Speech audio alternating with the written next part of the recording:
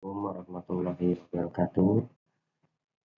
Salam sejahtera untuk kita semua. Perkenalkan, nama saya Andrianto, program studi manajemen dengan NIM 289247002. Dengan mohon izin Pak dosen Pak Muhammad Muhtofan Nugroho SIMM selaku dosen pengampu dari program studi manajemen untuk etika bisnis.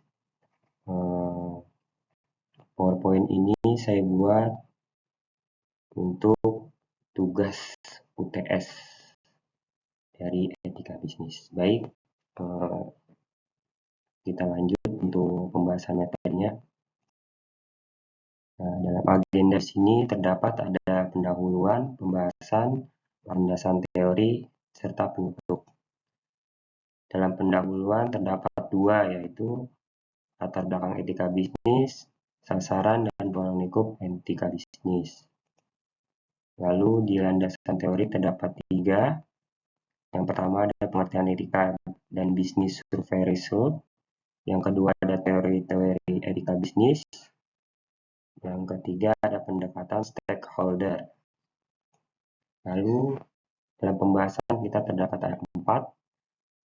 Di sini yang pertama ada etika bisnis dalam manajemen pemasaran.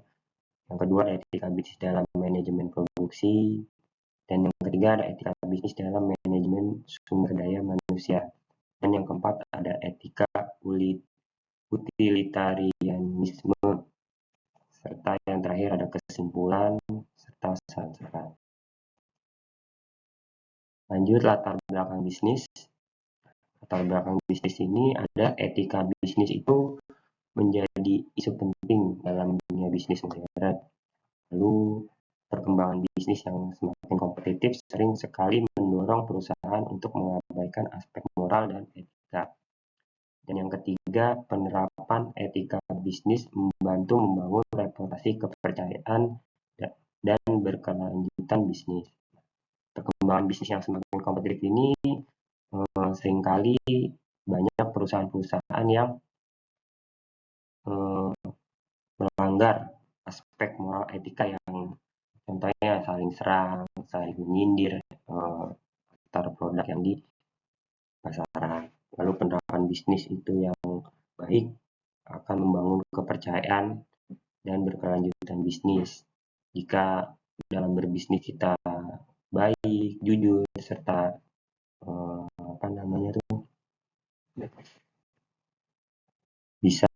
bisa menjaga kepercayaan dalam menentukan produk, proses bisnis bisa akan berkelanjutan dan memperoleh hasil yang baik. Nah, sasaran dan ruang lingkup etika bisnis ini ada dua, yaitu sasaran dan ruang lingkup. Nah, sasaran sendiri ini menciptakan bisnis yang bertanggung jawab secara sosial dan moral. Lalu ruang lingkup meliputi manajemen pemasaran, produksi, sumber daya manusia, serta dampak terhadap lingkungan di masyarakat.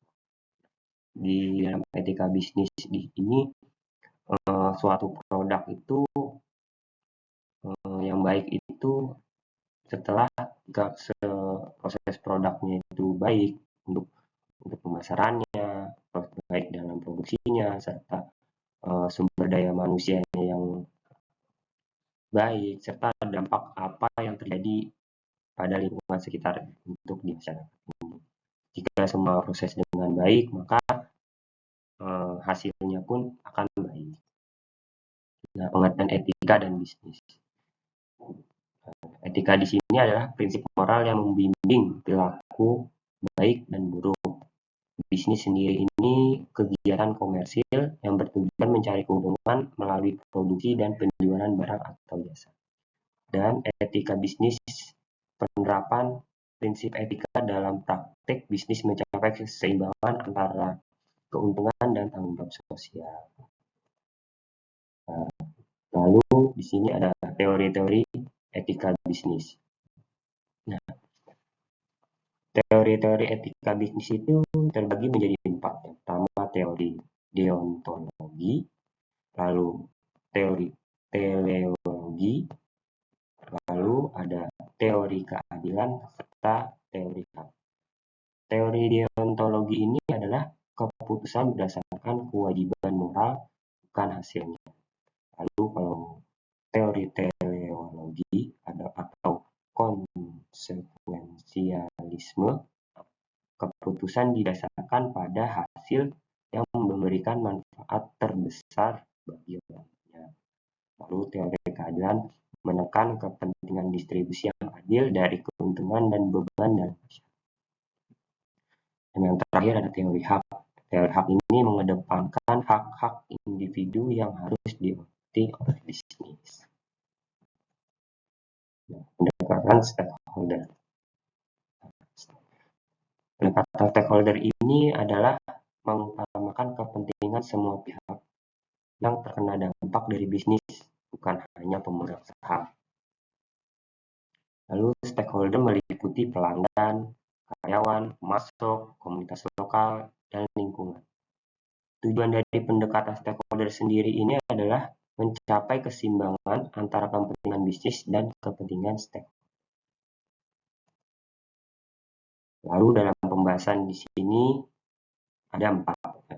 Yang pertama adalah etika bisnis dalam manajemen pemasaran, lalu etika bisnis dalam manajemen produksi, serta etika bisnis dalam manajemen sumber daya manusia, dan yang terakhir adalah etika utilitarianisme. Mari kita bahas satu persatu untuk keempat etika ini. Yang pertama itu etika bisnis dalam manajemen pemasaran. Yang pertama itu kejujuran dalam iklan dan promosi itu sangat penting. Mengapa? Karena dari suatu proyek itu, jika kita membuat suatu produk dan mengiklankannya, jika tidak sesuai dengan yang diiklankan, akan membuat suatu produk itu bisa menjadi baik jika yang diiklankan itu sesuai dengan apa isi dari produk tersebut. Lalu hindari iklan yang menyesatkan atau manipulatif ya. Jangan sampai dalam membuat iklan itu kiranya misalkan dalam suatu produk mengandung apa, tapi isinya berbeda dengan apa ya. Setelah dites, isinya berbeda dengan isi kandungan yang ada di label produk itu. Itu penetapan harga ya harus adil dan sesuai dengan kondisi pasar. Kalau untuk harus adil itu sesuai dengan apa yang sudah menjadi hitungan dari produksinya ya. Tergantung dari si perusahaan tersebut ingin membuat produksi apa, serta harganya disesuaikan dengan kapasitas yang sudah dibuat dalam suatu produksi. Lalu ada etika bisnis dalam manajemen produksi. Nah, pastikan produk yang dihasilkan aman dan sesuai standar kualitas.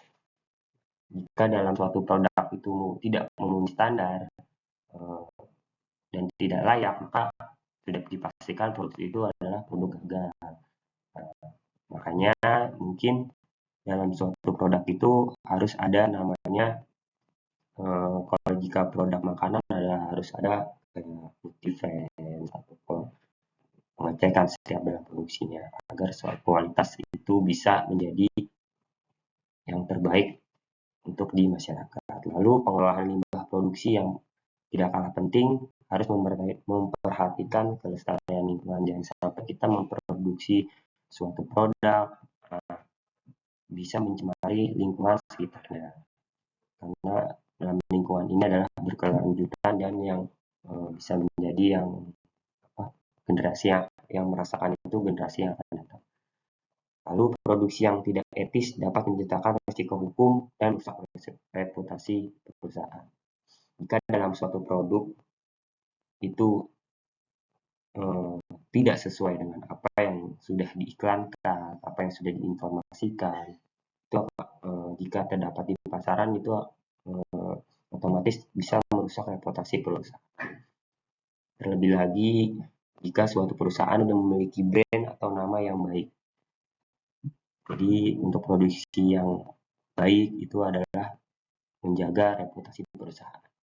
Lalu etika bisnis dalam manajemen sumber daya manusia. Di sini perilaku yang adil terhadap karyawan tanpa diskriminasi dan dengan kompensasi yang layak. Lalu kesejahteraan karyawan.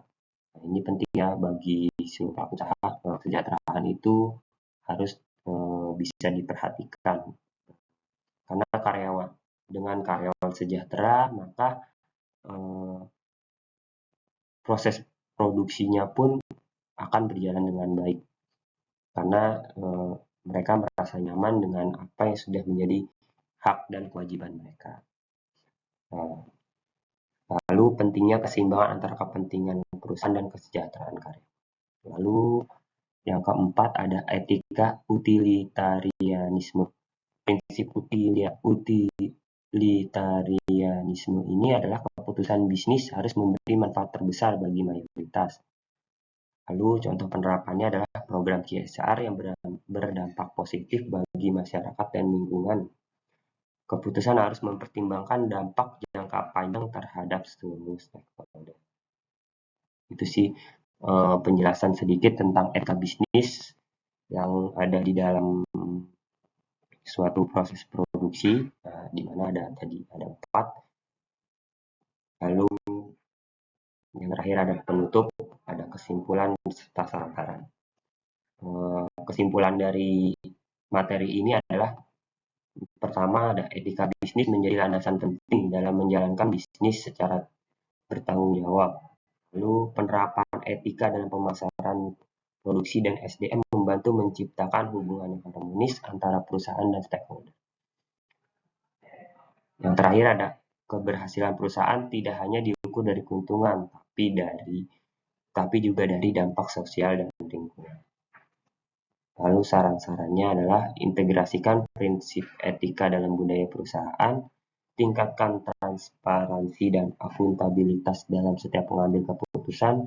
Lalu yang terakhir ada lakukan pelatihan etika secara berkala untuk seluruh karyawan agar memahami pentingnya etika dalam operasional sehari-hari.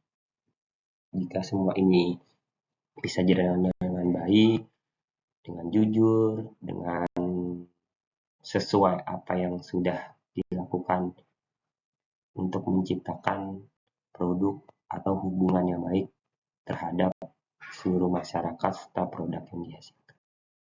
Baik, itu saja yang bisa saya sampaikan. Mohon maaf apabila ada perkataan atau penyampaian yang kurang pas. Mohon maaf, mohon izin. Kurang lebihnya saya mohon maaf. Wabillahi taufiq wal hidayah. Assalamualaikum warahmatullahi wabarakatuh.